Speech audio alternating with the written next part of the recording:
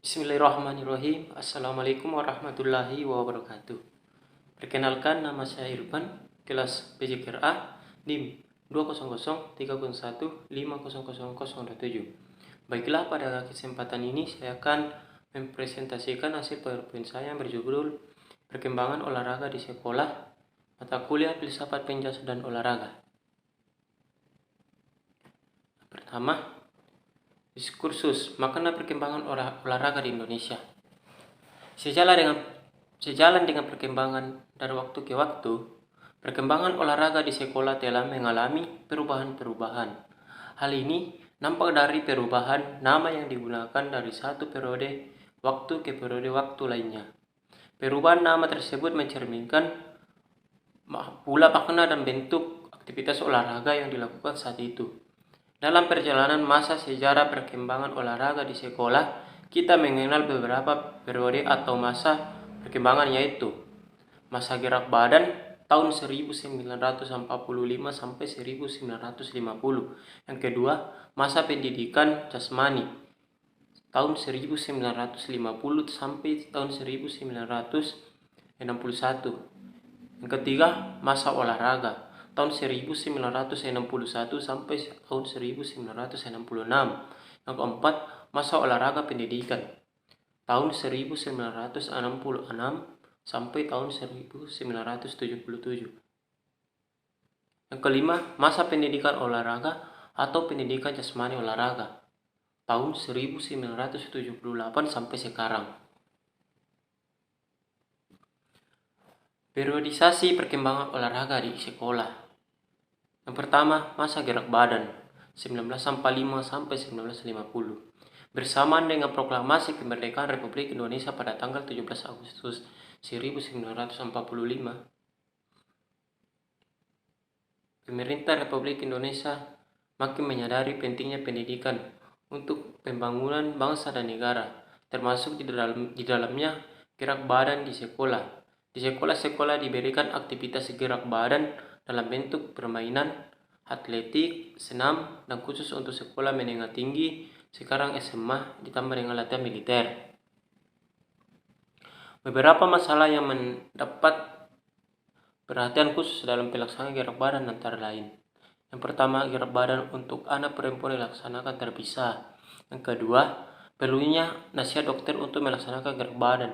Yang ketiga, bahan pengajaran diambil dari permainan dan kesenian sosial. Yang keempat, perlunya musik. Yang kelima, perlunya kepanduan. Yang keenam, perlunya pencegahan akses dalam perlombaan. Yang ketujuh, perlunya pemerintah membiayai kegiatan, perlunya lapangan olahraga di setiap sekolah, perlunya menolak sekolah partikulir, dan perlunya mengadakan kursus kilat bagi guru-guru. Yang kedua, masa pendidikan jasmani. Terbitnya Undang-Undang Nomor 4 Tahun 1950 yang kemudian menjadi Undang-Undang Nomor 12 Tahun 1954 memberikan landasan kuat kepada pelaksanaan kegiatan olahraga di sekolah. Dalam penjelasan bab 6 pasal 9 tentang pendidikan jasmani, tertuang bahwa untuk melaksanakan maksud dari bab 2 pasal 3 tentang tujuan pendidikan dan pengajaran harus meliputi kesatuan rohani jasmani. Pertumbuhan jiwa dan raga harus mendapat perhatian seimbang menuju keselarasan perkembangan intelektualisme dan perkuatan badan. Keselarasan menjadi pedoman pula untuk menjaga agar pendidikan jasmani tidak terpisah dari pendidikan keseluruhan. Pendidikan jasmani merupakan usaha untuk membuat bangsa Indonesia sehat, kuat, lahir batin. Oleh sebab itu, pendidikan jasmani diharapkan mampu menjadi media untuk memelihara dan meningkatkan kesehatan badan dalam arti preventif dan juga kuratif. Yang ketiga, masa olahraga 1961 sampai 1966. Dipercayanya Jakarta sebagai tuan rumah Asian Games. Keempat, menuai perubahan struktural Departemen Pendidikan dan Kebudayaan. Biro Pendidikan menjadi jawaban pendidikan jasmani. Perubahan itu secara politis dirasa kurang tepat. Kenapa? Karena Asian Games diharapkan menjadi forum tempat bangsa Indonesia membuktikan kemampuannya dengan mengukir prestasi tinggi baik dalam cabang-cabang olahraga yang dipertandingkan maupun dalam organisasi penyelenggaraan. Mempertimbangkan potensi pelajar sebagai bibit olahragawan yang dapat dijadikan ladang kerja yang cepat memberikan hasil. Maka dikeluarkanlah surat keputusan Menteri Olahraga dan Menteri Pendidikan Dasar dan Kebudayaan tentang keinginan untuk memberikan bimbingan dan pengawasan dalam melaksanakan program olahraga belajar. Program tersebut terdiri dari program olahraga wajib dan program olahraga karya. Program olahraga wajib adalah program olahraga yang diberikan kepada siswa sesuai dengan kurikulum dan dilaksanakan menurut jadwal pelajaran di sekolah. Sedangkan program olahraga karya adalah program olahraga yang diberikan di luar jam pelajaran, memberikan kesempatan kepada siswa yang berbakat untuk mengembangkan bakatnya. Yang keempat, masa olahraga pendidikan tahun 1966 sampai 1977. Pada masa olahraga pendidikan, pengelolaan olahraga berada di bawah Departemen Pendidikan dan Kebudayaan. Mula-mula, penanggung jawabnya adalah Direktur Jenderal Olahraga, kemudian beralih kepada Direktur Jenderal Pemuda dan Olahraga.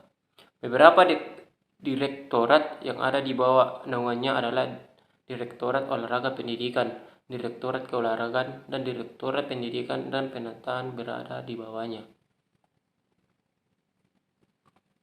Pada masa ini, program olahraga wajib di sekolah berjalan terus. Walaupun ada kewajiban baru yaitu bergabung dengan kesehatan, demikian juga dengan olahraga karya. Adapun POPSI yang mulai aktif pada tahun 1966 bertambah maju dan pada tahun 1970 berhasil menggelar kejuaraan nasional POPSI dalam cabang olahraga atletik dan sepak bola. Pertandingan sepak bola kemudian hanya sampai tingkat provinsi saja. Kenapa? Karena kesulitan biaya. Selanjutnya, POPSI berstatus pula sebagai anggota KONI, sehingga memungkinkan kerjasama yang erat dengan induk organisasi cabang olahraga yang bersangkutan. Sedikit demi sedikit, prestasi meningkat, demikian pula jumlah pesertanya.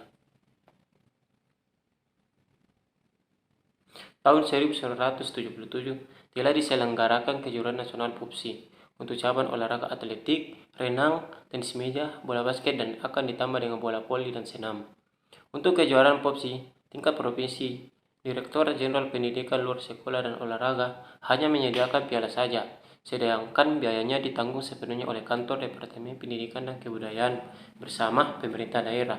Jelas bahwa kepala kantor wilayah sangat menentukan tingkat luas kegiatan POPSI di suatu provinsi, serta pelaksanaan olahraga wajib sesuai dengan kurikulum 1975.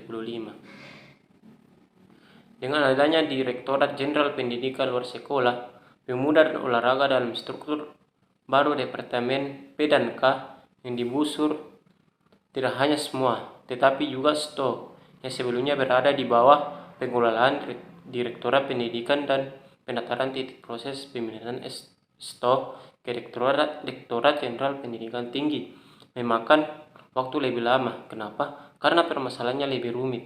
Baru pada bulan Mei 1976, STO diintegrasikan ke dalam IKIP dan menjadi Fakultas Keguruan dan Ilmu Keolahragaan. Titik ini berlaku bagi kota-kota yang ada di IKIP. STO Banjarmasin dan Solo diintegrasikan ke universitas setempat.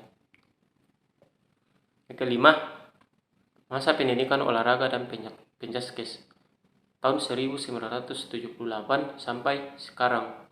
Dalam perjalanannya dari tahun 1978 sampai dengan tahun 1995, nama olahraga di sekolah mengalami berbagai perubahan titik. Walaupun demikian, pelaksanaan olahraga di sekolah tetap ditekankan pada aspek pendidikan titik. Artinya, kegiatan pendidikan yang dilaksanakan melalui media kegiatan jasmani yang disebut olahraga. Perubahan nama tersebut berturut-turut adalah pendidikan olahraga, olahraga kesehatan pendidikan olahraga, dan kesehatan, dan terakhir sebagaimana tercantum dalam kurikulum pendidikan dasar 1993 dan kurikulum menengah umum 1995 adalah pendidikan jasmani dan kesehatan titik. Adanya perubahan-perubahan demikian dapat diartikan adanya dinamika yang tinggi dalam konsep penyajian olahraga di sekolah. Akan tetapi, dari sisi lain dapat diartikan sebagai kurang mantapnya konsep penyajian di sekolah. Urgensi penjaskes. Pendidikan jasmani dan kesehatan yang diberikan di sekolah memiliki peran yang sangat sentral dalam pembentukan manusia seutuhnya. Pendidikan jasmani tidak hanya berdampak positif pada pertumbuhan fisik anak, melainkan juga perkembangan mental, intelektual, emosional, dan sosial. Diberikannya penjaskes sebagai rangkaian isi kurikulum sekolah bukanlah tanpa alasan, karena kurikulum yang merupakan seperangkat pengetahuan dan keterampilan merupakan upaya sistematis untuk membekali siswa atau peserta didik untuk mencapai tujuan tertentu. Dalam hal ini adalah menjadi manusia yang lengkap dan utuh. Tidak ada pendidikan yang lengkap tanpa pendidikan jasmani, dan tidak ada pendidikan jasmani tanpa medis gerak. Titik. Kenapa? Karena gerak sebagai aktivitas jasmani merupakan dasar alam bagi manusia untuk belajar, mengenal dunia dan dirinya sendiri. Sayangnya, peran sentral dalam makna penting pendidikan jasmani masih berkutat pada tataran konsep dan retorika, belum diimbangi dengan kenyataan praktis di lapangan. Banyak faktor pendidikan menyatakan bahwa pendidikan jasmani penting diberikan kepada anak, tetapi dalam kenyataannya jam pelajarannya terus dipinggirkan. Misi pokok pendidikan jasmani seringkali belum dapat dipahami oleh banyak orang, sekalipun itu pendidik. Salah satu faktor yang tidak dapat dipungkiri bahwa pendidikan jasmani sering dianggap bidang studi lengkap dan dalam posisi yang kurang menguntungkan. Sekian dan terima kasih. Itulah hasil presentasi PowerPoint saya. Kurang lebihnya mohon dimaafkan. Assalamualaikum warahmatullahi wabarakatuh. Salam olahraga.